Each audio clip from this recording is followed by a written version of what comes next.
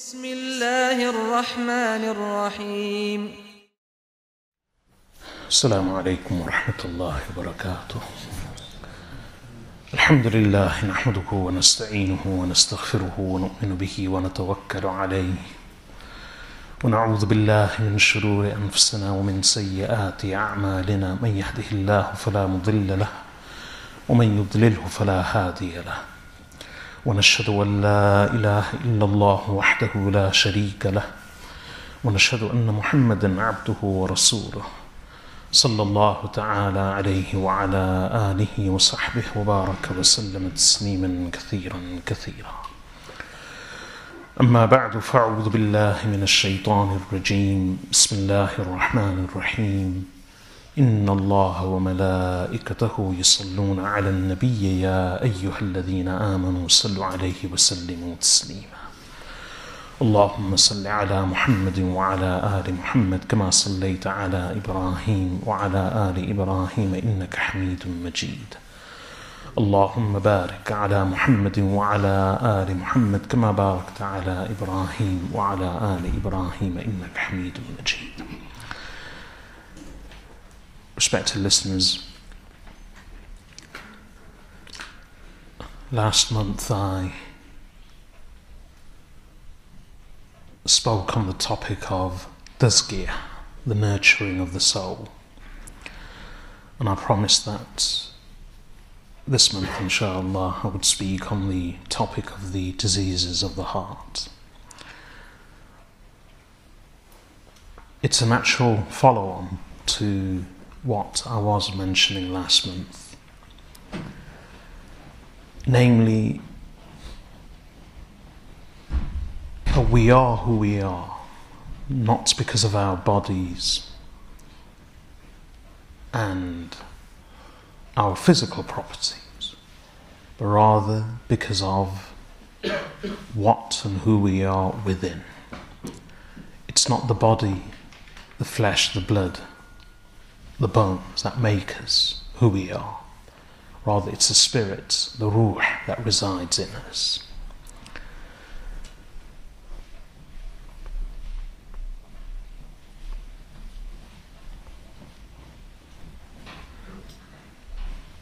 And in view of that,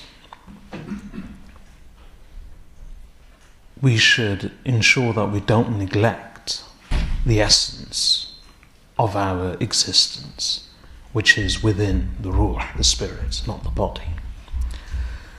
Unfortunately, the rule of life is, and the custom of most people, is that we lavish attention on our bodies and neglect our spirits.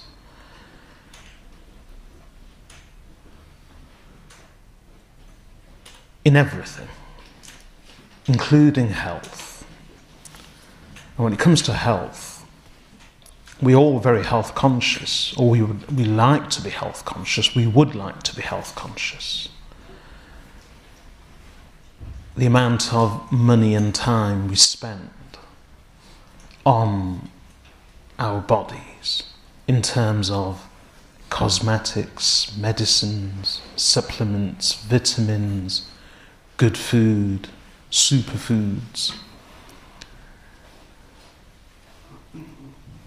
Although we don't always succeed because the nafs gets the better of us, but to some degree at least, we would like to, and we do make an attempt to, remain healthy.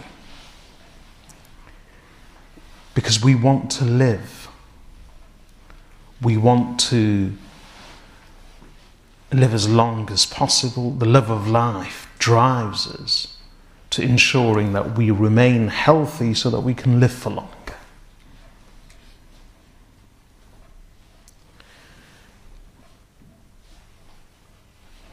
We eat healthily to live for long, to look good.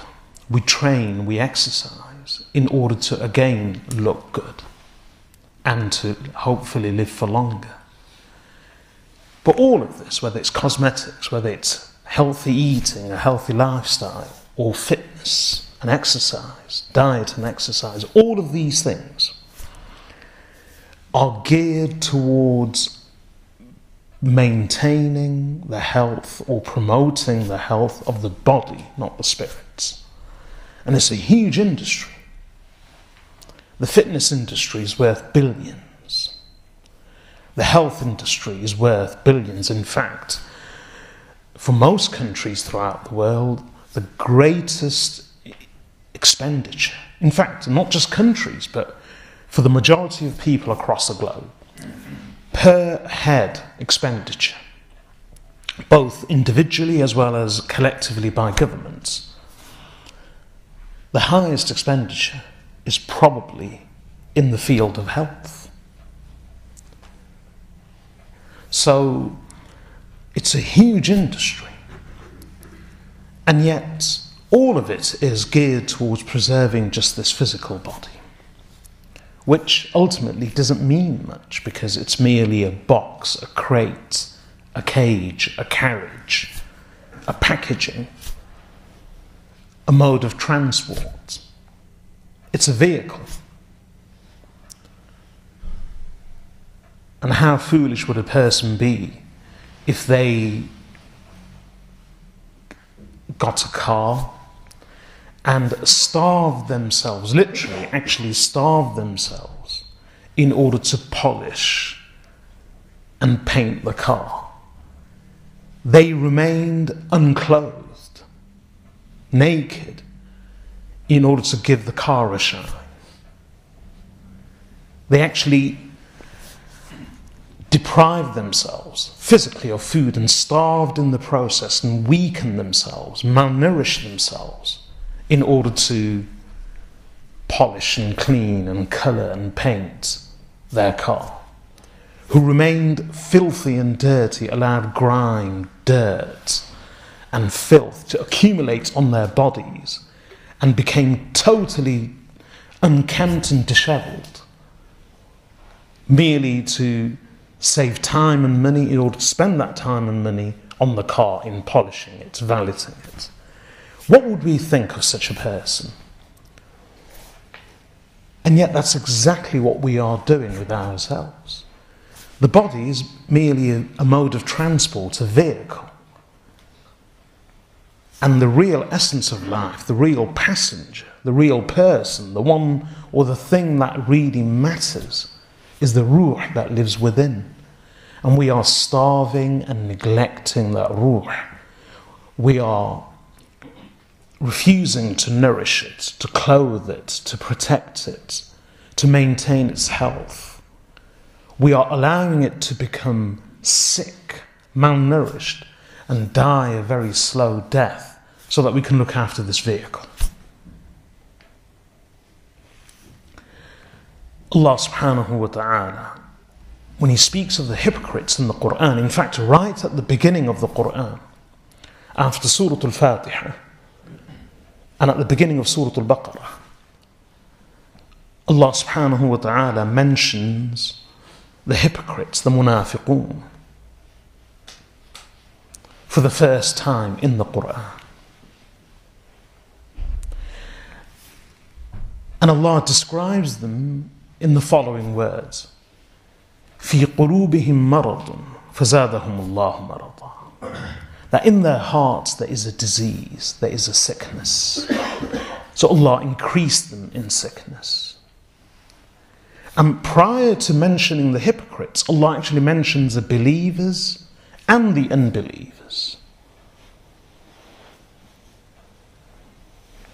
But it's only for the hypocrites, the munafiqun, that Allah subhanahu wa ta'ala says there is a disease in their hearts. Now, we as human beings, as Muslims, we recognize the life and the existence of the mind, the body, and the soul and spirit. That means we treat all of them equally. Of course, we treat the soul as being far more important, but when I say equally, in that we don't draw a distinction between these three, in the sense that just as we as Muslims, just as we believe that the body has to be maintained and protected and fed and nourished, we believe the mind has to be protected, fed and nourished. And equally so, we believe that the soul needs to be cared for, protected, fed, nourished.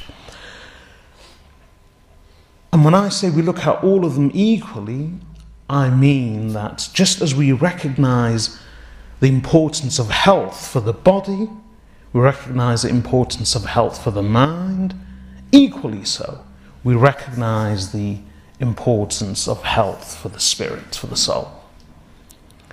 Now, in Arabic and throughout Islamic history, scholars have looked at sickness in a very unique way. And it's a brilliant definition of illness. In Arabic, whichever word you use for illness, whether it's marad or suqm or illah, ultimately, sickness in Islamic and Arabic terminology throughout the centuries has referred to a departure from optimum health, from the center line of balance, of equilibrium, and of perfect health, optimum health. So if we take that in relation to the body first, the body has to remain in balance. That is the optimum and peak condition of the body. As soon as there is a departure from that optimum condition for the body, that is regarded as illness. No matter how severe it may be or slight, it's regarded as illness because it's a departure from the center line of balance, of equilibrium and optimum health and an optimum condition. The same goes to the mind. Now, that means that no one is perfectly healthy. We all have our conditions. We all have our departure from the center line of balance and optimum health. With the mind, it's exactly the same. And this is important because mental illness or mental health is something which is relatively new. And the first mental hospital in Europe was established by the Muslims in Spain, in Andalus.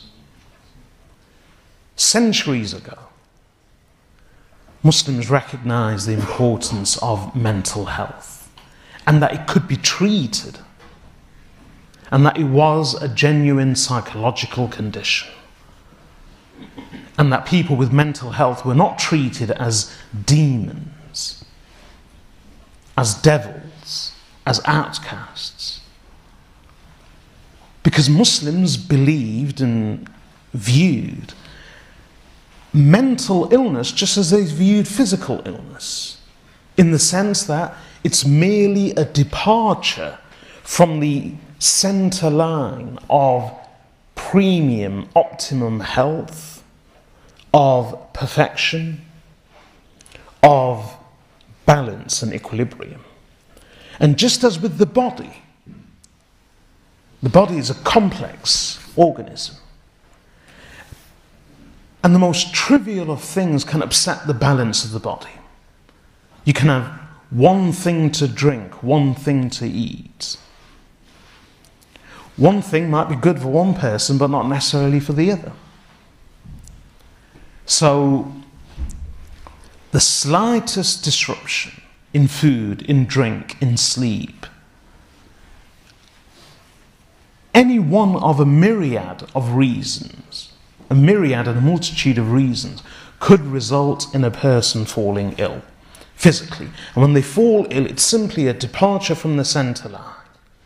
And medicine and treatment are all an attempt to bring that person's health back from the departure back to the center line, back to balance and back to equilibrium.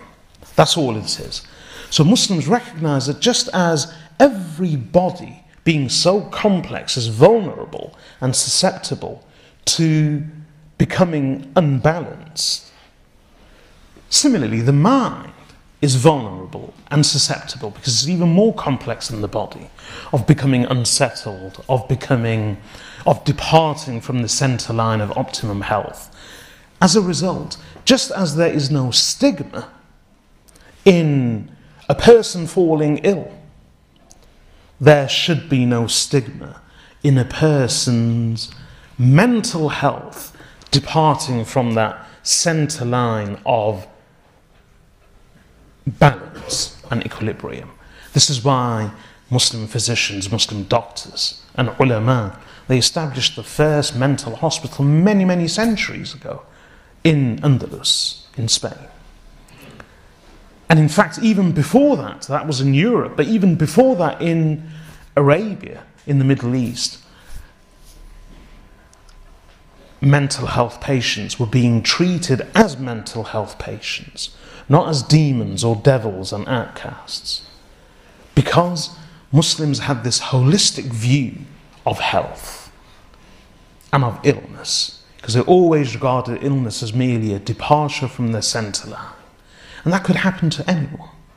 And this is why today as well, it's remarkable, Islam came to replace superstition. Islam came to rid people of falsehood and of superstition. And a perfect example is that of istikhara. Istikhara came to replace the superstitious methods of the Arabs of divination, of consultation. So the Arabs, in order to make a decision, would rely on owls, would rely on birds flying in a particular direction, would rely on arrows of divination, would rely on pot luck, would rely on charlatans, witch doctors, shamans, medicine men, fortune tellers, soothsayers. Allah and His Rasool sallallahu alayhi wasallam told the Muslims to rid themselves of all of this superstition, and instead of consulting gods, statues, supposed holy men, demons and devils, animals, arrows of divination, or random wild signs in nature and in the animal kingdom, Rasulullah sallallahu alayhi wasallam taught us istikhara.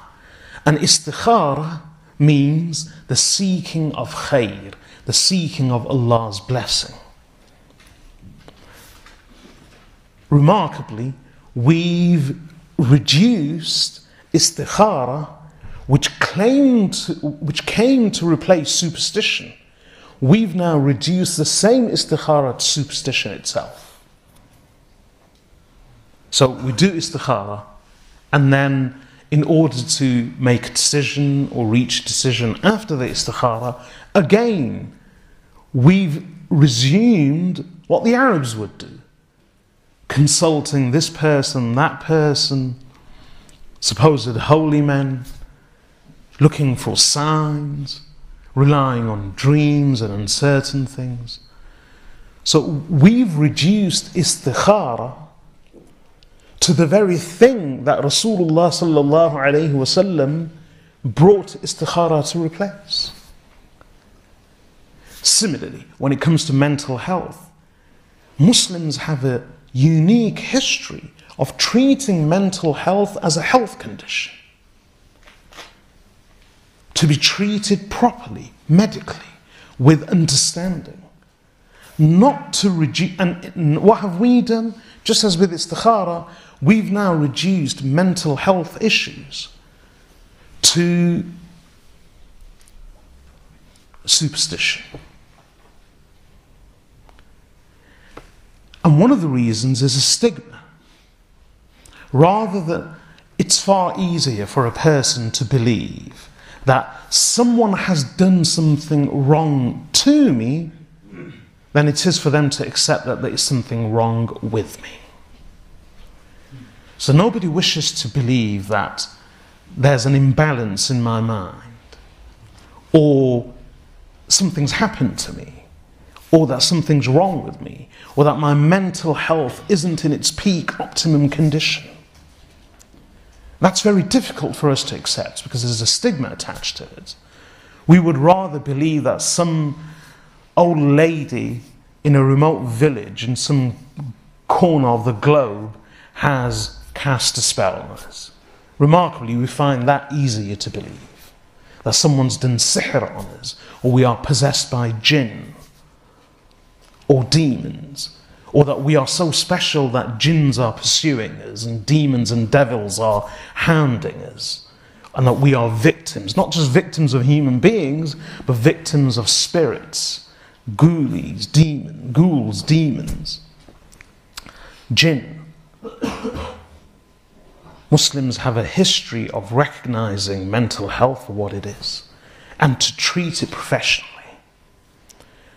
So, just as physically we recognize illness to be a departure from the center line of balance and of optimum health, similarly, mentally we regard illness as being a departure from the center line of optimum health and of balance. And just as the body is vulnerable, the mind is vulnerable. Is there any stigma attached to a person falling physically ill, having a flu, even contracting cancer, even a fatal disease? Is there any stigma attached to it? None whatsoever. We calmly and casually tell people, I'm not coming to work today, I've got a flu, I've got a headache, I've got a stomach ache, I've got a bad stomach, I've got a pain in my limbs, I've got a fever. There is no stigma attached to it. And we seem to be very professional about it. If we have a toothache, we go to the dentist. If we have a stomach ache, we take some medicine. If someone has a flu, what does everyone do? Even with children. In fact, some of us don't even bother consulting the doctor. We just purchase over-the-counter medicine. But when it comes to issues relating to the mind or the psyche, instantly we turn to superstitious methods. And I say this because it's very dangerous. We will never get the treatment that we need, either for ourselves or our family members and others.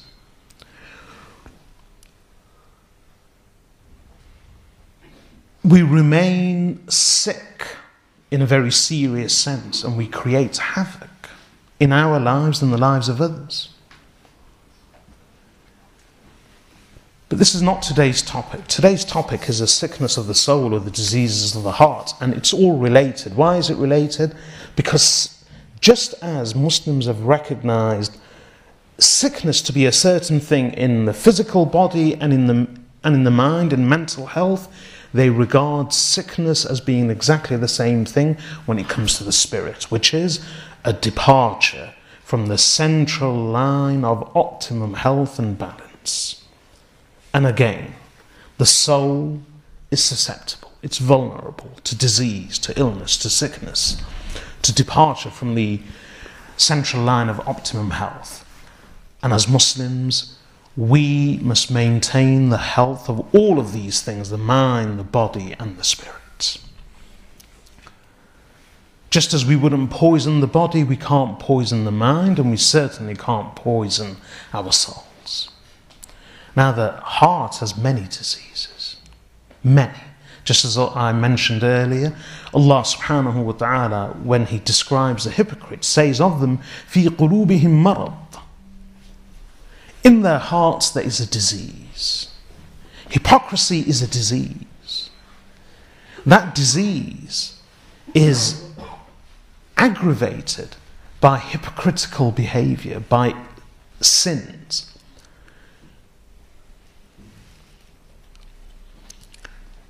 There are many of the diseases of the heart: pride, haughtiness, arrogance, self-conceit, envy, malice, hatred.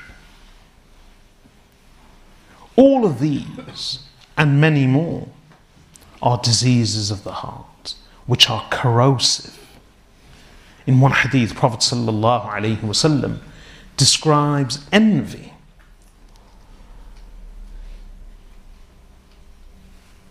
as being something that consumes good deeds, just like wood is consumed by fire. The fire of envy consumes our good deeds, the ones that we have already done, and destroys them, just like fire consumes dry wood. It's destructive. And that's just one disease. These diseases of the heart prevent the flourishing and the growth of our souls and of a Muslim. They prevent good deeds. We may perform good deeds externally, but within, we are sick, we are rotten. And just as Allah mentions about the hypocrites, فِي قُلُوبِهِمْ مَرَضٍ, in their hearts there is a disease, later towards the end of the Quran, Allah subhanahu wa ta'ala in Surah Al-Munafiqeen, speaking of the same hypocrites, Allah subhanahu wa ta'ala says, وَإِذَا رَأَيْتَهُمْ تُعْجِبُكَ أَجْسَامُهُمْ وَإِنْ يَقُولُوا تَسْمَعْ لِقَوْلِهِمْ كَأَنَّهُمْ خُشَبٌ مُسَنَّدَةٌ. That if you look at these hypocrites, their bodies will impress you. And that's, of course, it's not a reference to all of the hypocrites, but some of them in Medina. For example, Abdullah ibn Ubay ibn Salool. He was the leader of the hypocrites. He was an Arab. Ethnically, he was an Arab. But he had become a hypocrite. Or he was a hypocrite. And Abdullah ibn Ubay ibn Salool had many of the qualities that we aspire to and that we admire.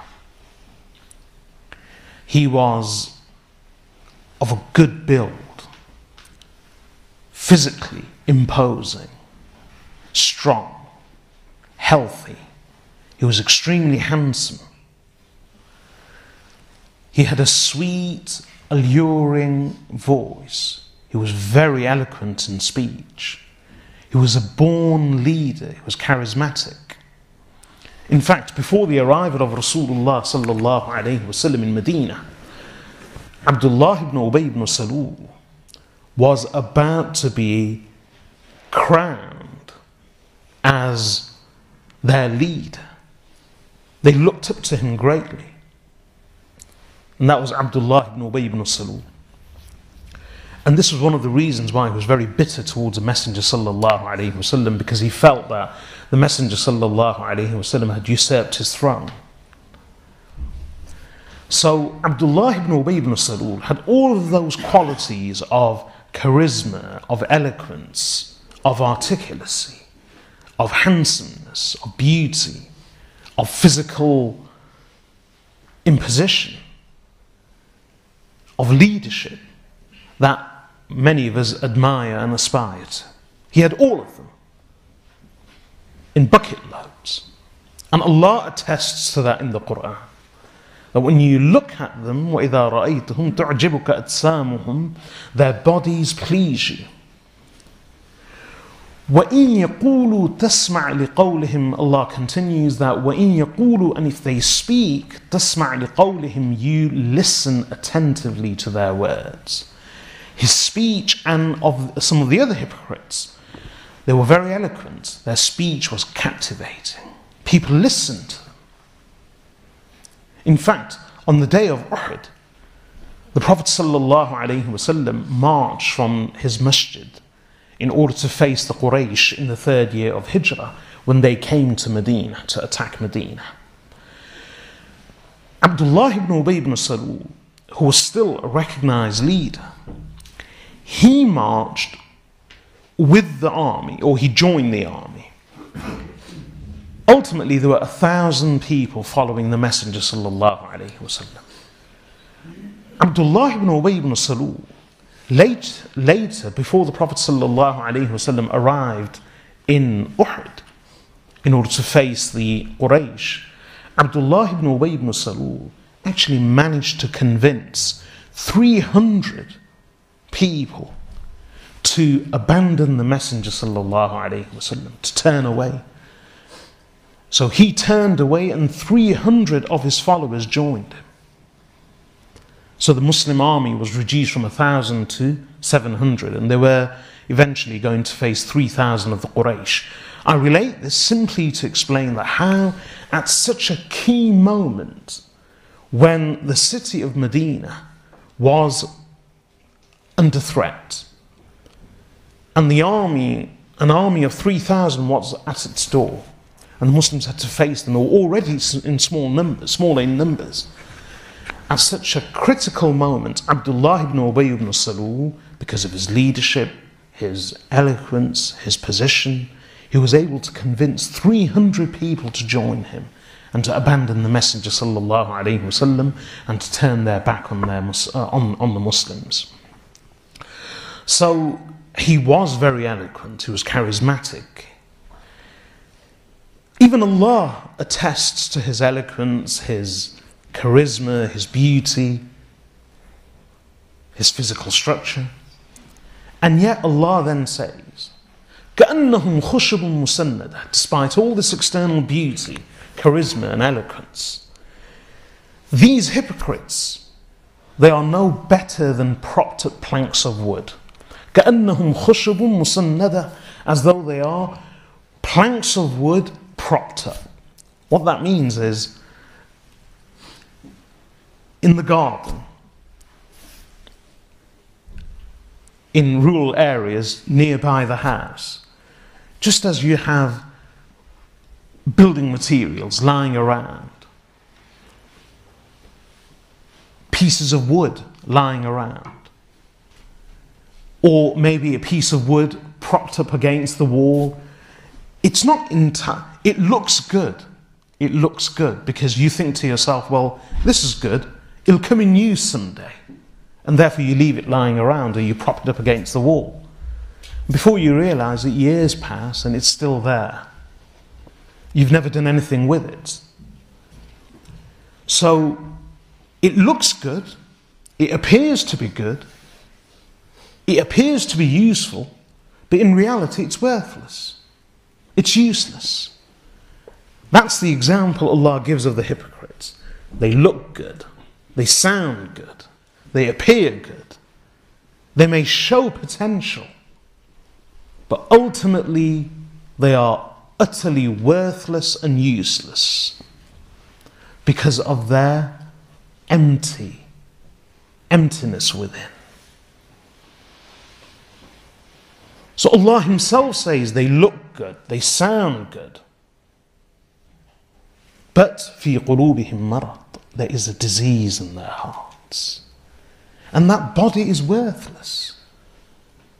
Just like a person suffering from cancer. In the early stages of cancer, when the cancer has not yet had a direct effect on the exterior of the body, but within, the cancer is eating away at the organs. Allah protect us all. It's eating away at the organs. A person may look good and sound good, but if that disease is clawing away at their interior, is destroying their innards, is eating away at their flesh, their cells, destroying them from within, it's a tragedy. It's a tragedy for that individual, no matter how good they look, how good they sound. It's a tragedy for their loved ones. Soon that person will perish. They are already perishing, but it just doesn't appear to us. Soon they and others will see and begin to see the inner reality, which will come out. So, if we are so fearful and frightened of physical diseases such as cancer and any other illness, then how fearful should we be of those diseases that eat away at us, that destroy us, that consume us from within, the diseases of the heart, the sickness, the ailments, the illnesses of the soul? They are far more destructive. As Allah subhanahu wa ta'ala says, a person can look and sound good, but fi qulubihim marad, in their hearts there is a disease. These are the hypocrites. Utterly worthless. Imam Bukhari and Imam Muslim rahmatullahi alayhima both relate a hadith in their Sahih from Nu'man ibn Bashir radiyallahu anhu says, as part of a longer hadith, the Prophet sallallahu alayhi wasallam said, "Ala wa inna fil jasad mudghatan idha salahat salaha al jasad kulluh wa idha fasadat fasada al jasad kulluh ala wa hiya al qalb."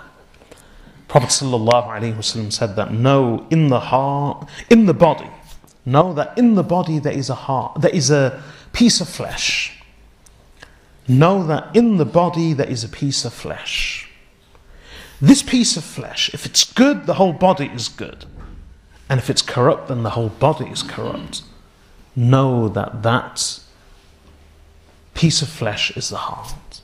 And here the Prophet ﷺ wasn't speaking about physical anatomy. He wasn't speaking about physical health.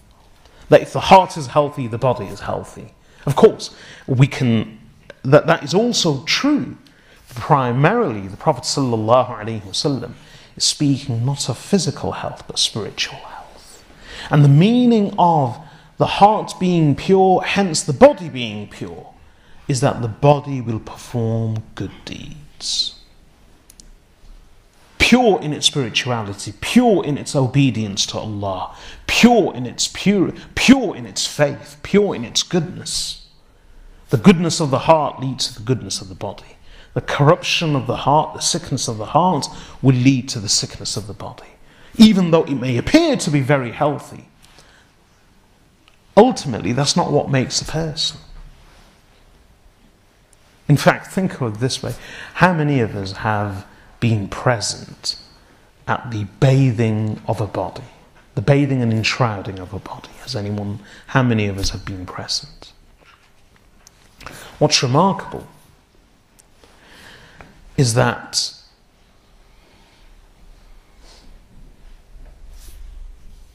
when you look at the body on that slab, man or woman, young or old, it appears to be extremely healthy, unless there are visible signs of wounds and injury. Normally, the body looks extremely healthy, even down to the fine hairs. And there is no difference between the person bathing the body and the body being bathed. It just looks like the person's asleep. No difference. So what distinguishes the one who is bathing the body and the body that's being bathed? What distinguishes the person standing and the person lying down? What's the distinction between them? They both look similar. One is awake, one appears to be asleep, that's all. Otherwise their skin, their bodily composition, their hairs, their nails, even down to the fine hairs on the skin of the body, all of that's intact. What's the difference? The only thing distinguishing them is the ruh. The one standing has a ruh, the one lying has no ruh. That's the only difference. Otherwise, as far as the body is concerned, the body is still intact. Everything's still there. The body doesn't begin to decompose and disintegrate except after a short while. And it takes a bit of time. And it's gradual.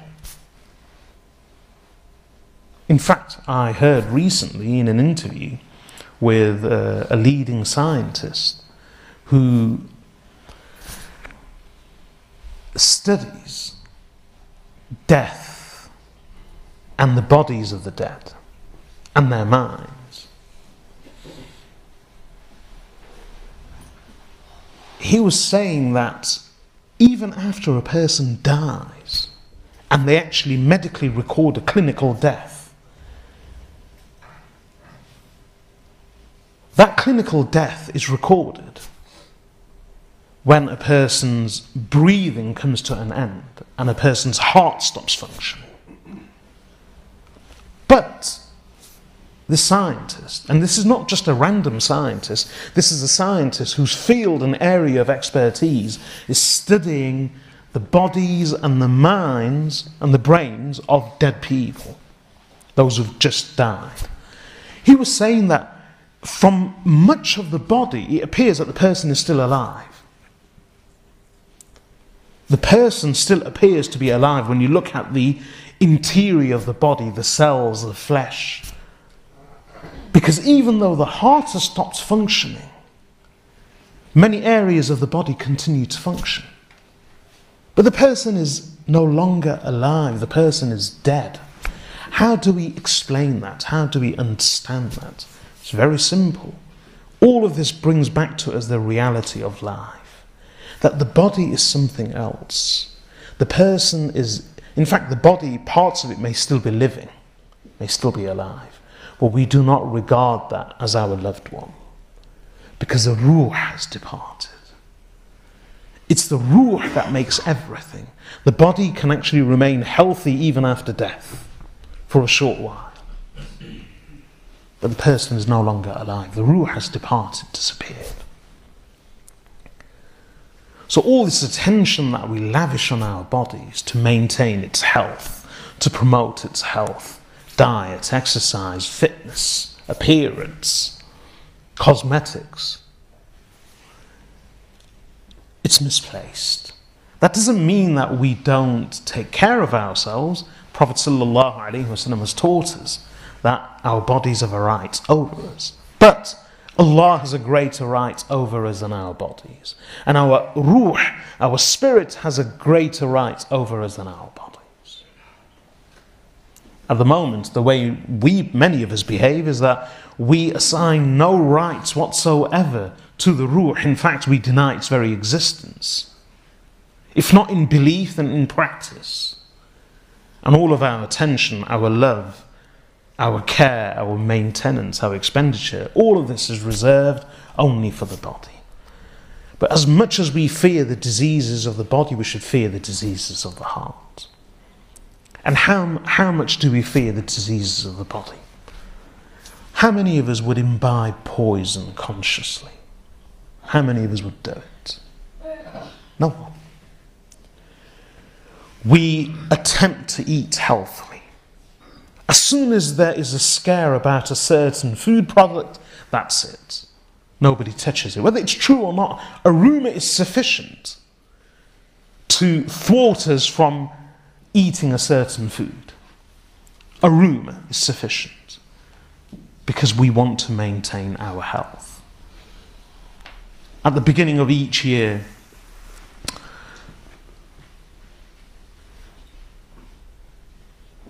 the most famous resolution is of joining the gym.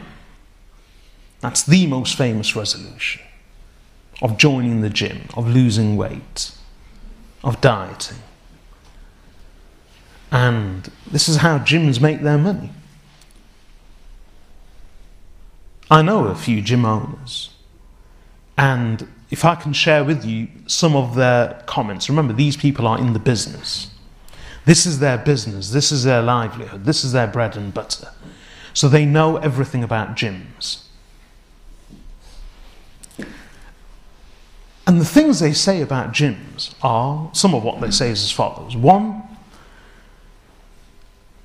of the ways they make money is that people join a gym, pay the subscription fee, come once or twice, and then never bother again for the rest of the year. At least the intention is there. That's one way of making money. So they continue to receive the subscription, but no cost in terms of the actual customer.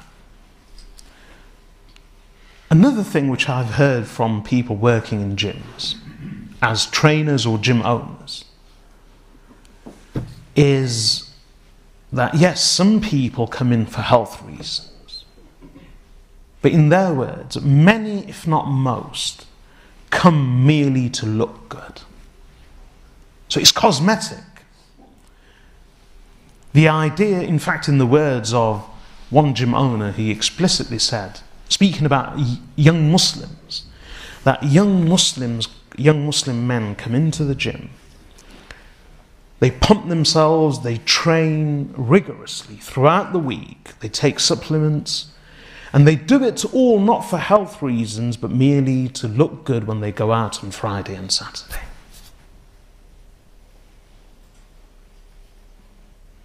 Gyms are full of mirrors for people to admire themselves. I've mentioned this before, that in many parts of the world, Christian monks in their monasteries and nuns in their nunneries, they were forbidden from looking at mirrors. There were no mirrors in the entire nunnery or monastery. Not a single mirror. None. Why? Because for these nuns and for these monks, to look into any mirror was an act of vanity, an act of self-conceit, an invitation to pride, an invitation to self-worship, when their devotion should not be towards them, directed at themselves, but should be directed at Allah, at God, at their Creator. So mirrors were banned. They were not allowed. Simply because this is an act of vanity. So we train, we look after our health, often just to look good. And that's vanity in the extreme. To look good for ourselves, to look good in front of others. In fact, one of the phrases in English is, and again I heard this from a trainer at the gym, or a trainer from the gym, who said that your body is your temple, worship it. And even if people don't voice this phrase, they abide by it. That's the mentality, that's the attitude. Your body is your temple, worship it. People worship, we worship our bodies. We admire ourselves. We shape ourselves. To us, our bodies are works of art, to be sculptured and to be admired by ourselves and by others. That's all the attention we devote to our bodies, and we are scared stiff of illness because we are scared stiff of death. Illness leads to death. As much as we are mortified by death, mortified by maut. Maut in Arabic is very similar to the word death in many other languages, like French, mort. So maut in Arabic is similar to mort and other language. That's where the word mortified comes from. Fear of death. So we are mortified by maut. As much as we are mortified by maut, death, we are mortified by those illnesses and those conditions and those causes that will lead to death, because of our love for long life. And yet in the process, we are physically strangling, killing off our own souls. We don't care at all, a tiff, about the diseases that plague our hearts, which are far more destructive. We are so conscious about physical health and about physical illnesses that our bodies become cold when we hear of someone else suffering from an illness. We feel sorry for them. When we hear someone's got cancer, what do we feel? Sometimes even enemies, they shed some of their hatred and they become somewhat sympathetic to their own enemy when they learn that their enemy has become seriously ill and has contracted a terminal illness.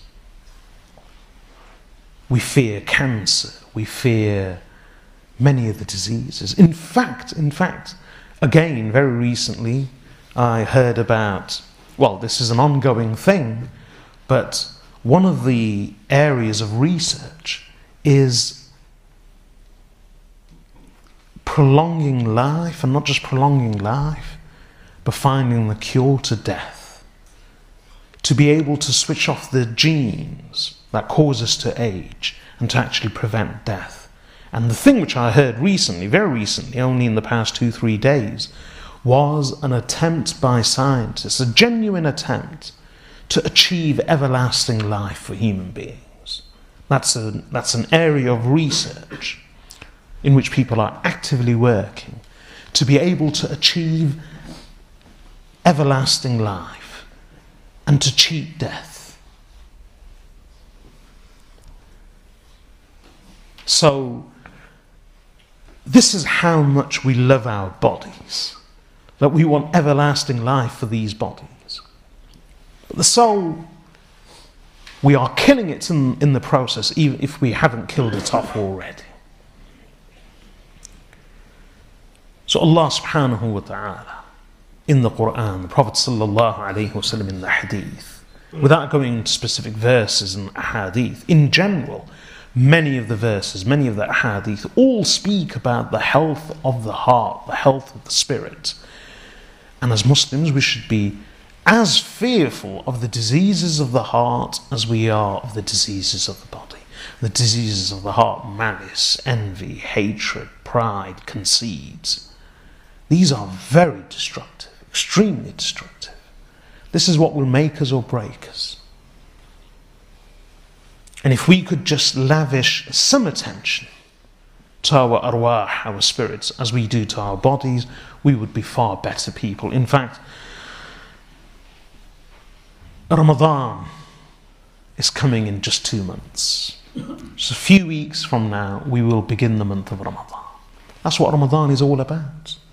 We are forced, we are compelled to divert attention from our body, away from our bodies, to our spirits, in order to maintain the health of the heart, maintain the health of the ruh. I pray that Allah subhanahu wa ta'ala enables us to understand. May Allah make us amongst those who, whilst observing the rights of their bodies, are also mindful and observant of the rights of their ruh, of their spirits. May Allah make us healthy of ruh, of spirit. May Allah protect us from the damning and destructive diseases of the heart. The heart should be thought of as a garden. Now, if you have a garden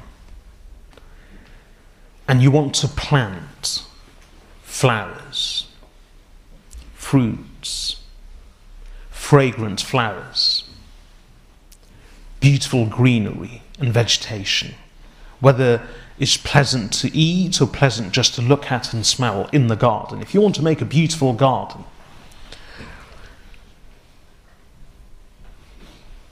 one of the first things you have to do is clean out the garden. Remove thorns, nettles, brambles. Remove all of the weeds. And you have to remove them, clean and prepare the soil, and then maintain that hygiene and ensure that those thorns, those nettles, brambles, those weeds don't become overgrown again. Otherwise, what will happen? You can't cultivate a garden with beautiful, pleasant, fragrant flowers and good vegetation, good produce, good fruits and vegetables. You cannot achieve any of this if you do not prepare the garden and if you do not clean it out. If you try to do both of them simultaneously, okay, let's just plant our seeds and hope for the best, what will happen? Like any garden, you will see weeds, thorns, nettles, brambles and bushes rapidly and wildly grow and take over the whole garden and consume it. This example is good because this is how we can understand the heart. If you want to cultivate a good heart, if you want to instill the love of, if you want to grow the love of Allah, the love of His Rasool sallallahu alayhi wasallam, love of the Akhirah, if you want to grow good morals, good characteristics, good traits, good healthy emotions, good feelings, good thoughts, if you want to create purity, pleasantness, fragrance in the heart, then one of the first things we must do is try to reduce and limit the growth of harmful elements, the thorns, the nettles, the bushes, the brambles, the weeds. We need to clean them out and we need to ensure that they remain removed. And otherwise they will overwhelm the heart. And what are the thorns, the nettles, the weeds?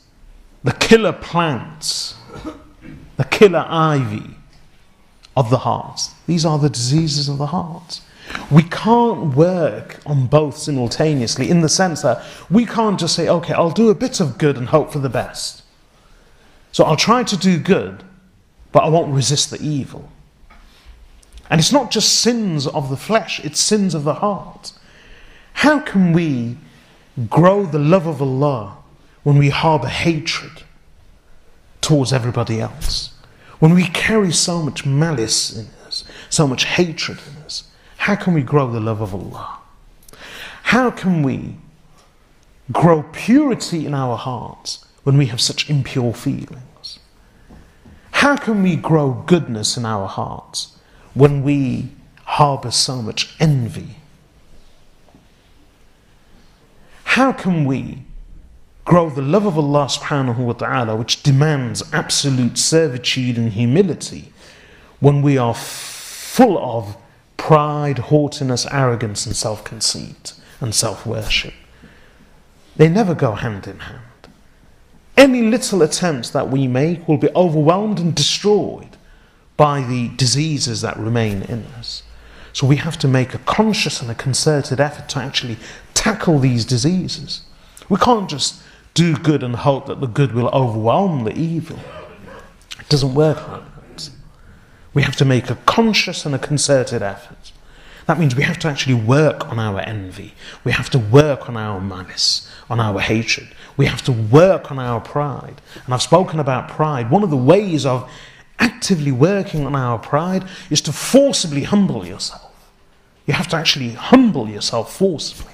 Just like Umar ibn al-Khattab radiyallahu anhu did in that example I gave about him carrying water for the old women of the Ansar. He had a thought which he regarded as being arrogant, just one thought. In order to break his pride, Umar ibn al-Khattab radiyallahu anhu went at night, began filling water into the jars of the old women of the Ansar and carrying that water and emptying it into the jars outside the homes of the widows and the old women of the Ansar. Secretly he did that. He forced himself. He broke his pride by doing something practically. And that's just one example. So we can't just rid ourselves of any of the diseases of the heart, such as pride, without making a conscious and a concerted and a practical effort. The effort has to be mental. The effort has to be practical before we can spiritually cure it. And that's the same for envy. If we harbour envy towards a person, one of the ways that the ulama have taught us to tackle that envy and cure it is not just to hope for the best or do good deeds and hope that inshallah they will just rid our hearts of envy. No, we have to tackle the envy directly. The one that you are envious of, the ulama have taught us, in order to remove that envy from your heart, the very person that you are envious of, you should pray for them. You should force yourself to actually pray for them in secrecy. And that would be sincere. And eventually, and in fact not just pray for them, the way some of the ulama would tackle envy, if they ever experienced envy towards another person, what would they do? They would pray for them. They'd actually give charity on their behalf. So they'd pinch themselves by giving money in the way of Allah and making the intention that, oh Allah, this charity, this sadaqah, I give on behalf of such and such a person. A few moments earlier, they were actually envious of them and they felt bitter towards them. But they removed that envy and tackled it and that bitterness by doing good, not randomly, but doing good in that person's name, for that person. The person that they would be envious of, they would actually praise them in front of other people, sincerely. And in that way, they would crush their own soul. They would crush their own ego. And some of us may think, is that how a person should behave? We all have reasons to feel bitter towards someone. So why should we deny ourselves that anger and that bitterness? Is that a healthy way to live? Well, lo and behold, modern psychology teaches us that if you want to feel good, I've actually read many articles which all point to the same thing, that for your mental health, for your emotional well-being, and for you to feel happy, it's good to forgive. It's good to forgive. You feel happy. You know, right now, since many of us in the West at least, we have our basic needs catered for. We're not hungry, we're not thirsty, we're not unclothed. We have far too many clothes, we have far too much food, far too much to drink, far too much wealth. We really do. Even the poorest of us here in the UK, we are part of the elite of the world.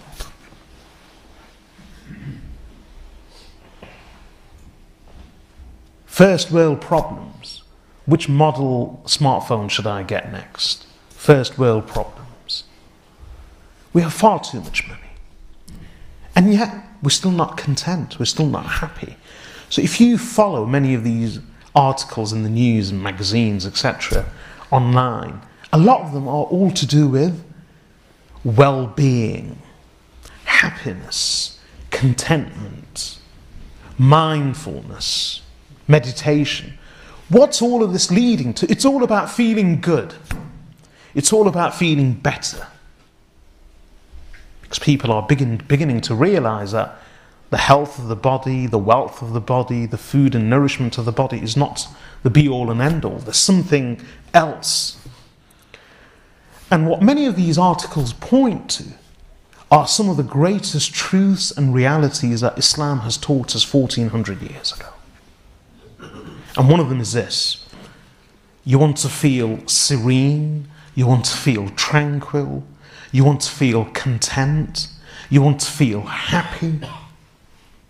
Be grateful, be forgiving, be overlooking, excuse people, excuse things, excuse people's lapses and misdemeanors. Don't harbour hatred. And, as I was mentioning earlier, do good, physical good for people, towards people. Giving in charity actually makes people feel better. So, can you imagine? We say that we should give in charity because of reward and to please Allah subhanahu wa ta'ala. But even those people who don't speak of reward or afterlife, merely for the mental and emotional happiness and well-being of a person, they prescribe charity. That forget reward, forget God, forget afterlife, even if you don't believe in God. If you just want to feel good, if you really want to feel good, give in charity, share. That actually leads to happiness. And this isn't just some random talk. I mean, they've done MRI scans and they speak about neurology at the same time. That this actually fires off chemicals in the brain that makes a person feel good. So the way to tackle some of the diseases of the heart is to practically do things. You can't just hope that the diseases of the heart will disappear. Just like the physical diseases of the body, they have to be cured, they have to be tackled, they have to be treated by medicine, by treatment. Even on a prolonged basis, the diseases of the heart have to be treated in the same way. And as I said about envy, about anger, the ulama would themselves practice this and prescribe this. They would, in order to break their pride, they would forcibly humble themselves. Forcibly. In which way? The Sahaba radiyallahu anhum did it. The ulama after them have always done it. Force oneself to be humble. Serve others. Assist others. Go against what the nafs wants. One of the ulama said something brilliant. He was asked about speech. How should a person know when to keep quiet? How should a person refine his speech? And his reply was exquisite. He said, whenever my nafs tells me to keep quiet, I know that that is a right time to speak. And whenever my nafs tells me to speak, I know that that is the time to remain silent. So when the nafs tells a person to do something, because it leads to pride, ultimately it will lead to achievement of pride, the ulama would break their nafs by refusing to do that thing. When the nafs would disdain doing something, feel that this is beneath me, this is unworthy of me, they would actually force themselves to do that thing. There have been ulama who would serve their students by pouring water for them, by preparing food for them. Imam Bukhari rahmatullahi alayh, famous Imam of Hadith, at night he woke up repeatedly and he kept on stoking the fire, and one of his students was with him. Later his student said to him that, "Oh Imam, you could have woken me up and I would have taken care of stoking the fire regularly and repeatedly throughout the night. Why did you trouble yourself?" He was young and he was a student. Imam Bukhari was older by that time and he was a senior person in age, in authority, in knowledge, because of his position. Imam Bukhari rahmatullahi alayhi said that, no, you are a young man. You need your sleep. You need your sleep. You are a young man. I am old. Sleep is not that important for me. And therefore it didn't bother me in the least. And this is why I left you sleeping and I carried on doing what I had to. So he would break a sleep, get up repeatedly. This reminds me of another story of Umar ibn Abdul Aziz rahimahullah. It's related that he was seated and the oil ran out in the lantern. So Umar ibn Abdul Aziz stood up and he was Amirul Mu'mineen, he was a leader of the Muslims at the time. And he poured the oil and adjusted the wick. Or it may have just been the wick. The oil was there, but the wick needed adjusting. Either case, he adjusted the lamp so that the flame rose again. So he stood up and did that, and then resumed his seat, and then the other person carried on talking to the other person. Now the other person was one of the subjects, someone inferior to him in position, in age, in authority, and in seniority. He was senior in every way. So the other person humbly said that, "Oh, Amirul Mu'mineen," because he was called Amirul Mu'mineen, leader of the faithful, "why didn't you tell me and allow me to do it?" So Umar ibn Abdulaziz rahimahullah said, "What does it matter? I was Umar before I rose to adjust the wick, and I am still Umar after doing it." So the ulama, the sulaha, the pious ones, the learned ones, they would force themselves, they would adopt practical measures to tackle these diseases of the heart, not just pray and hope for the best. That means when it came to envy, they forced themselves into humility. When it came, arrogance, they forced themselves into humility. When it came to being envious of other people, they would actually go out of their way. They do good to them, for them, pray for them in their absence, praise them in their absence, give charity in their absence. And in this way, they would break their envy and tackle shaitan. This is how the diseases of the heart need to be treated. They need to be treated not just by prayer and wish, but practically with a conscious, concerted effort, just like we treat the diseases of the body. And in that regard, inshallah, over the next few months, as and when possible, I will devote some time to each of these individual diseases. I've already spoken about arrogance and haughtiness, and inshallah I'll continue speaking about some of the other diseases, and not just speak about them, their dangers, their harms, but also hopefully address some of the practical ways in which we can rid ourselves of these diseases in order to be healthier people. Healthy not just physically and mentally, most importantly, to be healthy emotionally and spiritually. I pray that Allah enables all of us to understand. وصلى الله وسلم على عبده ورسوله نبينا محمد وعلى آله وصحبه أجمعين. سبحانك اللهم وبحمدك نشهد أن لا إله إلا أنت نستغفرك ونتوب إليك.